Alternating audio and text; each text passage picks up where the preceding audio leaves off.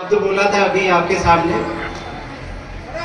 हमारे बीच ऊर्जावान एसडीएम साहब। अभी बाकी जो कुछ भी है मैं ये दो शब्दों को लेकर के ही आपके सामने अपने विचार रखूंगा, क्योंकि आज हम युवा महोत्सव मना रहे हैं। तो युवा और एक ऊर्जावान, तो इसमें से वाहन को मैं हटा देता हूँ, सिर्फ ऊर्जा ऊर्जा पकड़ लूंगा, ठीक है। तो जब भी हम कोई महोत्सव मनाते हैं तो उसको देखने के हमारे दो नजरिए होते हैं।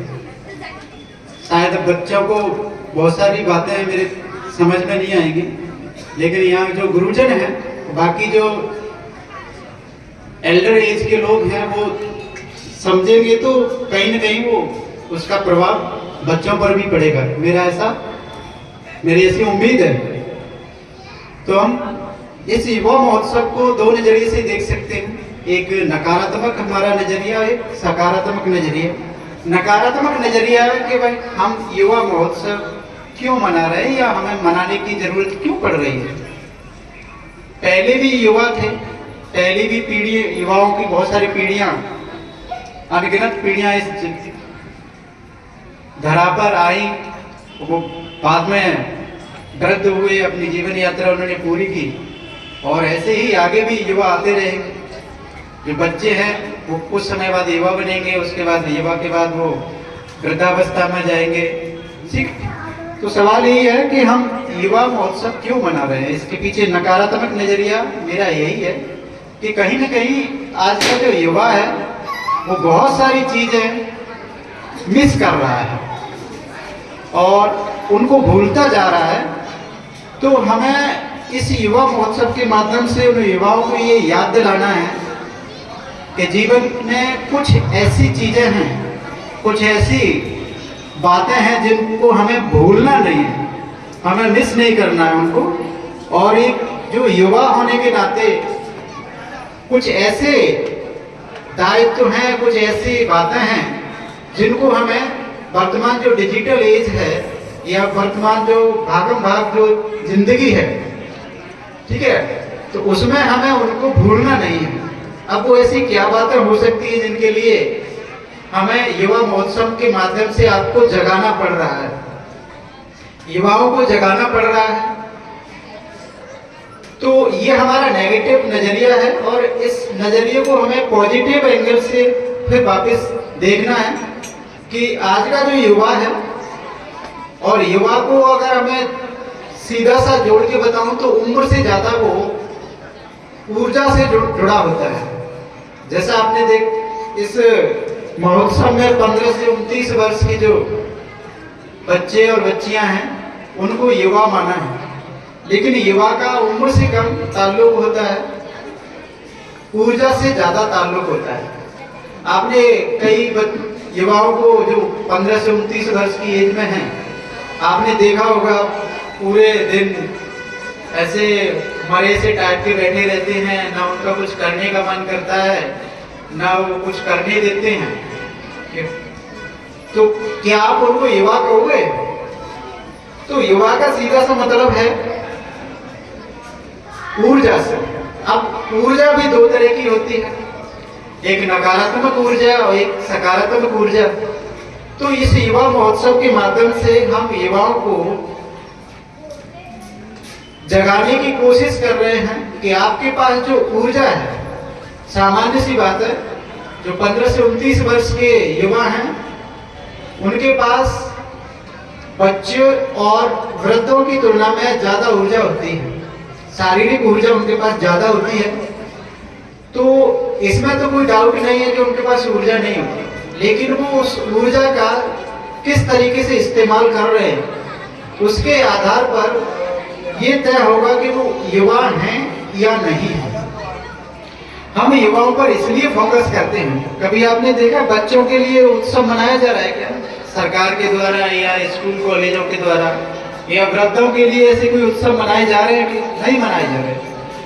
अगर मैं और ज्यादा थोड़ी सी गहरी बातें करूं तो एक हमारे यहाँ कंसेप्ट होता है इकोनॉमिक एंगल से, जिसे हम डेमोग्राफिक डिविडेंड बोलते हैं अंग्रेजी में, हिंदी में जनसांख्यिकी लाभांश बोलते हैं।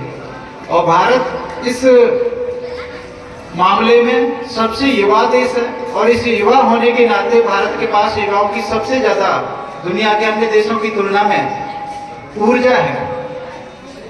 तो हमारे देश के पास युवाओं की ज्यादा तादाद है, तो इसका सीधा सा मतलब है कि हमारे देश में युवाओं की तादाद के साथ युवा एनर्जी है, यंग एनर्जी है, यूथ एनर्जी है, वो भी ज्यादा है। फिर नेक्स्ट सवाल ये आता है कि अगर ये ऊर्जा सकारात्मक दृष्टिकोण से या सकारात्मक तरीके से इसका इस्तेमाल नहीं हो रहा है, तो ये युवा हमारे कहीं ना कहीं हमारे लिए चुनौती बन जाएंगे। युवा जो जरूरी रास्ता है, जो रास्ता है उससे भटक जाएंगे। तो इस युवा महोत्सव के माध्यम से हम युवाओं को जगाने की कोशिश कर रहे हैं कि आपके पास जो एनर्जी है, उस एनर्जी को आप नकारात्मक तरीके से यूज ना करें। अब नकारात्मक तरीके से हम एनर्जी का कैसे यूज करते हैं? हम लोग खूब एनर्जी का नकारात्मक तरीके से यूज करते हैं। इवन सिर्फ युवा ही नहीं करते, हम लोग जो वृद्ध हैं या जो आगे की युवाओं से आगे की पीढ़ी है, वो भी इस ऊर्जा को नेगेटिव तरीके से यूज करती है। अभी कॉमन सी बात है, हमारे दिमाग में ये बात आनी चाहिए कि हम अपनी ऊर्जा को नेगेटिव तरीके से कैसे यूज करते हैं। तो सीधा सा मतलब है, अगर आपके हाथ पैर नहीं दौड़ेंगे तो दिमाग तो दौड़ेगा। दौड़ता है कि नहीं आपका दिमाग? है? दिमाग दौड़ता है ना? अखबार से छपते हैं, अपने आप ऑटोमेटिक कुछ न कुछ चलता रहता है? तो आप एक और बात अपने दिमाग में बिठा लीजिए कि हमारे पास जो एनर्जी होती है उसका लगभग 70% है हमारा दिमाग खा जाता है। समझ में रहा है? अब दिमाग तो अपना काम करेगा, समझ में रहा है? वो तो दौड़ेगा। अब उसको किस डायरेक्शन में आप दौड़ा रहे हैं, इसके लिए बहुत सारे कारक हैं, बहुत सारे फैक्टर्स हैं जो काम करते हैं। उसमें सबसे बड़ा जो रोल होता है वो हमारे समाज के, हमारे परिवार में कैसा माहौल है उसका होता है। वो थोड़ी सी ज्यादा और बड़ी बातें हो जाएंगी, तो मैं अभी मेन पॉइंट पर ही रहूंगा कि हमारे पास एनर्जी है, और उस एनर्जी का हम सकारात्मक तरीके से यूज करेंगे या नकारात्मक तरीके से, ये बहुत सारे बातों पर निर्भर करता है। लेकिन हमें सिर्फ ये ध्यान रखना है कि हम, अगर हमारा शरीर नहीं दौड़ेगा तो हमारा दिमाग दौड़ेगा। कहने का मतलब मेरा ये है कि हमारी एनर्जी कहीं ना कहीं खर्च हो रही है। अगर हम शरीर से उस एनर्जी का यूज नहीं करेंगे तो हमारा दिमाग उसको बैठे बैठे ही खा जाएगा। समझ में आ रहा है? कई बार आपने लोगों को देखा होगा कि हम बैठे बैठे रहते हैं, फिर भी हमें भूख लग आती है। और कई घर वाले बोलते भी हैं कई बार ऐसे ना कि अरे तू बैठे बैठे रहता है, बैठी बैठी रहती है और तुझे खाने की सबसे ज्यादा पड़ती है। तो वो कौन खा रहा है? आपका शरीर नहीं चल रहा, आप दौड़ नहीं रहे, आप कुछ नहीं कर रहे, उसके बावजूद भी आपको भूख लग रही है। तो वो हमारा दिमाग हमारी एनर्जी को सबसे ज्यादा इस्तेमाल करता है, क्योंकि हमारा दिमाग बैठता नहीं है, शांत नहीं होता, वो किसी न किसी रूप में एनर्जी को यूज कर रहा है। तो ये हमारी दिमाग के पास ही क्षमता है कि वो उस एनर्जी को पॉजिटिव बनाएगा या नेगेटिव बनाएगा। आपने देखा होगा, भी नॉर्मल सी बातें हैं, जैसे यंग एज में जो बच्चे होते हैं वो छोटी छोटी बातों पर झगड़ने लगते हैं। वो इसलिए झगड़ते हैं क्योंकि उनको इतना अभी मैच्योरिटी नहीं है और इतना उनको ज्ञान नहीं है। तो उनका जो ह्यूमन नेचर है कि अगर उनको ऐसी कोई बात है जो चुभती है उनके दिमाग को और उनके मन को, तो वो उस पर लड़ना शुरू कर देते हैं। तो ये as a natural human behaviour है, तो ये कोई बड़ी बात नहीं है। लेकिन जो यूथ है वो यूथ इस एनर्जी को कैसे नेगेटिव में यूज करता है, और जो यूथ की आगे की पीढ़ी है हमारे जो घर में, स्कूल के बाहर के जो भाई बहन हैं, माँ बाप हैं, वो इस एनर्जी को कैसे नेगेटिवली यूज करते हैं। आपने देखा होगा कि अभी हमारे परिवार में है ना, भाइयों में माँ बाप और भाई किसी हर मेंबर में कोई न कोई तनाव बना रहता है, उनके बीच कोई न कोई मन मुटाव बना रहता है। आप समाज में देख रहे होंगे ईर्ष्या जलन नफरत बहुत ज्यादा हो रही है, बढ़ती जा रही है। लोग एक दूसरे के पास बैठना पसंद नहीं करते, छोटी छोटी बातों को लेकर के मनमुटाव पैदा कर लेते हैं। तो ये क्या है? ये हमारी एनर्जी का नेगेटिव रूप है। गाली गलौज करना, लड़ाई झगड़े करना, ये क्या है? ये नेगेटिव एनर्जी का ही रूप है। तो हमें ऐसी चीजों से बचना है, ठीक है। ये हमारी नेगेटिव एनर्जी है। अगर हम हर वक्त किसी से लड़ने की फिराक में रहेंगे, गाली गलौज देने की मेंटलिटी लेके फिरेंगे, ईर्ष्या करेंगे, नफरत करेंगे, या दूसरे तरीके से मनमुटाव को बढ़ाएंगे, या खुद उसमें जुड़े रहेंगे, तो इससे ये हमारी जो एनर्जी है उसका नेगेटिवली यूज हो रहा है। तो आपको इन सब चीजों से बचना है। जब आप नेगेटिव एनर्जी का यूज करना बंद कर देंगे तो युवा के पास वो ऊर्जा भी रहेगी और उस ऊर्जा का वो कहीं ना कहीं उपयोग करेगा। तो सीधा सा मतलब फिर इसके सकारात्मक उपयोग क्या क्या हो सकते हैं।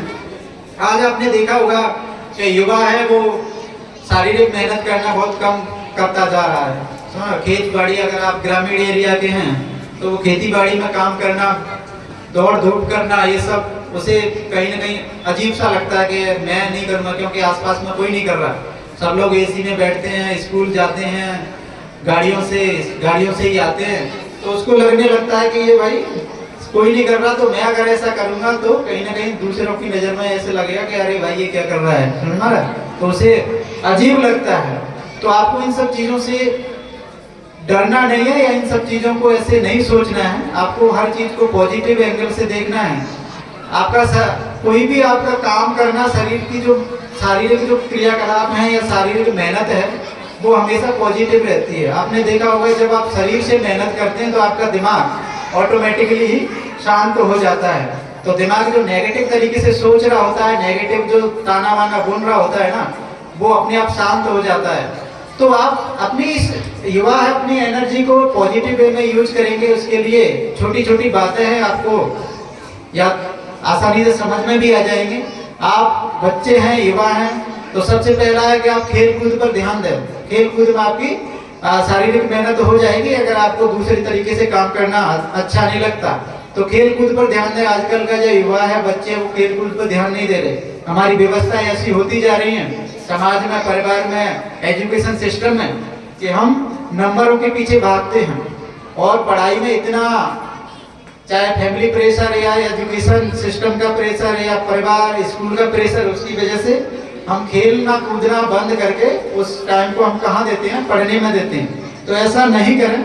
आप खेलना कूदना भी आपके लिए जरूरी है और वो बहुत पॉजिटिव एस्पेक्ट है हमारे जीवन का।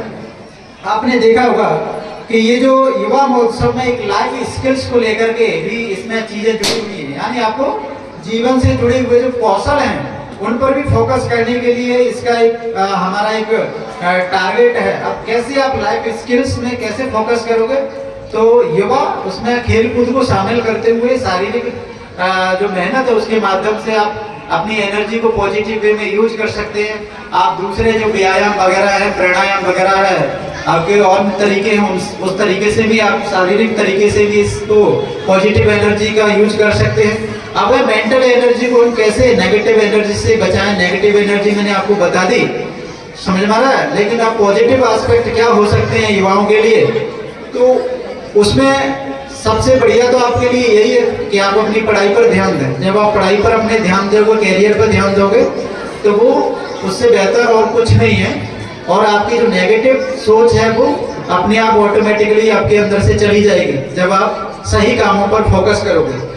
दूसरा तरीका ये है कि हम अपने आप को खुश रखने के लिए, हमारे जीवन का एक परम लक्ष्य है कि ह्यूमन जो लाइफ है वो हमारी खुशी खुशी गुजरे। तो भाई खुशी खुशी भी मैं आपको बता दूं, जो आपके हैप्पीनेस है वो भी दो तरीके की होती है। एक लोअर ऑर्डर की हैप्पीनेस, एक हायर ऑर्डर की हैप्पीनेस।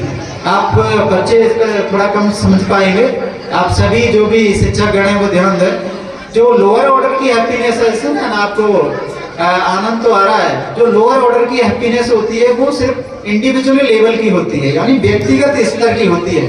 जैसे आप कभी अभी शादियों का सीजन चल रहा है, समझ में आ रहा है, आप खाना खाने जाते होंगे तो जो गुलाब जामुन उठा के आप अपनी जीभ पर रखते होंगे तो उसका कैसा स्वाद है, कितना आनंद आ रहा है, वो सिर्फ खाने वाले को पता है ना। अगर जो नहीं खा रहा होगा उसको नहीं पता है ना। तो ये जो खाने पीने की चीजें हैं, ये सब चीजें हैं, या दूसरे तरह के कुछ फिजिकल आपके हैप्पीनेस भी होती है, मैं यहाँ एक्सप्लेन नहीं करना चाहूंगा और जरूरत भी नहीं है। तो ये इंडिविजुअल लेवल की है, ये लोअर ऑर्डर के हैप्पीनेस में आते हैं। यानी ये ऐसे खुशियाँ होती हैं जिनसे सिर्फ जो भोगने वाला होता है उसी को पता होता है कि खुशी क्या है। लेकिन अभी जो हायर ऑर्डर की जो हैप्पीनेस है, जैसे अभी आपके सामने बच्चियों ने डांस किया, समझ रहे हैं, तो उस बच्ची के डांस से हमारे यहाँ सब जितने भी लोग बैठे हुए हैं, जितने भी दर्शक हैं, वो सभी खुश हुए, उनको हर्ष का अनुभव हुआ। तो ये ऐसी खुशियाँ हैं जो एक व्यक्ति न जाने कितने लोगों को एक साथ बांट सकता है। और जो हायर ऑर्डर की हैप्पीनेस होती हैं वो बांटने से कम नहीं होती। जैसे मान लो अगर एक बच्ची यहाँ नृत्य कर रही है और यहाँ पर 100 लोग बैठे हैं तो 100 लोग भी हर्ष का अनुभव करेंगे, उन्हें खुशी मिलेगी। अगर वो यहाँ 1000 लोग भी होते तो 1000 लोग खुश होते, पर बच्ची एक ही है। तो ये कुछ उच्च स्तर की खुशियाँ हैं। तो मेरा आपसे ये कहना है, अभी जो यहाँ बाकी मैच्योर लोग हैं वो समझने की कोशिश करेंगे कि आप लोअर ऑर्डर की जो हैप्पीनेस है उन पर कम ध्यान दें, या उनको इस लेवल पर ना जाने दें कि वो आपके जो हायर ऑर्डर की हैप्पीनेस है उन पर वो ज़्यादा नियंत्रण करना शुरू कर दें। जैसे आपका एक तरफ टेस्ट है और दूसरी तरफ हेल्थ है। हम लोग क्या करते हैं, जब भी खाना खाने जाते हैं तो हम टेस्ट को वरीयता देते हैं। तो टेस्ट आपका जो हेल्थ, आपने गुलाब जामुन खाई, अब वो गुलाब जामुन कैसे बन के आ रही है, समझा, हेल्दी आइटम से बन के आ रही है या पाउडर से बन के आ रही है, या केमिकल की गुलाब जामुन है, उसमें जो आपने चीनी यूज की है वो कितना हमारे लिए हेल्दी है या नहीं है। ये बहुत सारी चीज़ें जब आप समझोगे तो आपको पता चलेगा कि जो लोअर ऑर्डर की हैप्पीनेस है वो बहुत कम मायने रखती है जीवन में। हम कई बार ये देखते हैं, जब तक हमें समझ आती है, किसी को डायबिटीज हो जाती है, किसी को कुछ हो जाता है, किसी को कुछ हो जाता है, समझ में आ रहा है, किसी को पाचन संबंधी समस्या उत्पन्न हो जाती है, तो किसी को लीवर सिरोसिस हो जाता है, लीवर का फैटी लीवर हो जाता है, किसी को किडनी में स्टोन बन जाता है। ये 50 तरह की चीजें हैं। तो अगर आप लोअर ऑर्डर के टेस्ट को बजाय हेल्थ से नीचे रखोगे तो आपके सामने जब टेस्ट आ रहा है और दूसरी तरफ उसके साथ हेल्थ भी जुड़ा हुआ है। अब अगर आपका हेल्थ, एक परिवार में 5 मेंबर है और उनमें से एक मेंबर अगर बीमार पड़ जाता है तो वो बाकी 4 मेंबर की जो भी खुशियां होती हैं वो सब क्या हो जाती हैं, गायब हो जाती हैं, खत्म हो जाती हैं। तो अब आप देख रहे हैं कैसे लोअर ऑर्डर की जो हैप्पीनेस है वो हायर ऑर्डर की जो हैप्पीनेस है उसको दुष्प्रभावित करती है। तो जब आपके सामने हेल्थ और टेस्ट दोनों में से किसी एक चीज को चुनना हो तो टेस्ट है वो लोअर ऑर्डर की निम्न स्तर की खुशी है और जो हेल्थ है वो उच्च स्तर की खुशी है। तो आप टेस्ट की बजाय हेल्थ पर ज़्यादा फोकस करोगे। ये ऐसा नहीं है कि नेगेटिव एनर्जी की बात कर रहा हूँ मैं, लेकिन अल्टीमेटली जो निम्न स्तर की खुशियाँ हैं हमको देखने में तो वो कैसी लगती हैं, पॉजिटिव लगती हैं, लेकिन उनका अल्टीमेटली जो रिजल्ट है वो कहीं ना कहीं नेगेटिव ही आता है। तो इस युवा महोत्सव के माध्यम से मैं सभी युवा और यहाँ पर उपस्थित सभी लोगों से ये आग्रह करूँगा कि आप 2-4 बातों को विशेष रूप से ध्यान दें। आपके पास एनर्जी है, नो डाउट, उस एनर्जी का यूज होता है। आप नहीं करोगे तो ऑटोमेटिक, अगर आप जिंदे हैं तो उस एनर्जी का कहीं ना कहीं कंजप्शन कर रहे होंगे। एक इंसान ही है जिसके पास ये क्षमता है कि उस एनर्जी को पॉजिटिव और नेगेटिव करे। अब पशुओं के पास आपने देखा होगा वो किसी से गाली गलौज करने नहीं जाते, समझ में, ये हम इंसान ही हैं। तो आप एक तो नेगेटिव एनर्जी कम से कम क्रिएट करें। आपने साइंस में पढ़ा भी होगा कि ऊर्जा है वो कभी विनाश नहीं होता उसका। आज आप एक गाली दे रहे हो, वो गाली नहीं है, वो नेगेटिव एनर्जी है और वो नेगेटिव एनर्जी आपके ब्रह्मांड में चली जाएगी और वो किसी न किसी को बैलेंस करने के लिए किसी न किसी पर अटैक जरूर करेगी। अगर उसे कोई अटैक करने वाला नहीं मिला तो वो अल्टीमेटली किसी न किसी समय आकर के वो जहाँ से वो रिलीज हुई है उसी पर अटैक करेगी। कभी आपने सुना होगा कि पाप है वो दबते नहीं या मरते नहीं है। अगर ये नेगेटिव एनर्जी ही पाप होती है। अगर आप आज पाप करोगे, नेगेटिव एनर्जी क्रिएट करोगे तो कहीं ना कहीं वो हम लोगों को किसी न किसी वक्त पर आकर के नुकसान पहुंचाएगी। तो आप नेगेटिव एनर्जी उत्पन्न ना करें। आपके पास जो एनर्जी उसका सदुपयोग करें, पॉजिटिव वे में उसका यूज करें।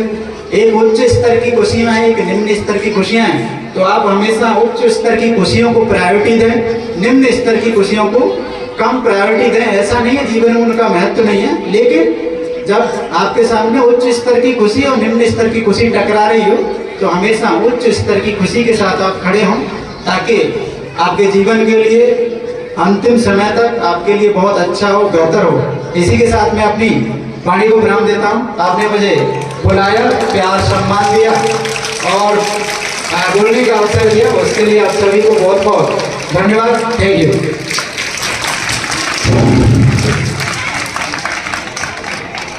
देखिए, आज आपके सामने आदरणीय उपखंड अधिकारी महोदय के द्वारा ऊर्जा के सकारात्मक और नकारात्मक पहलू गागर में सागर भर दिया।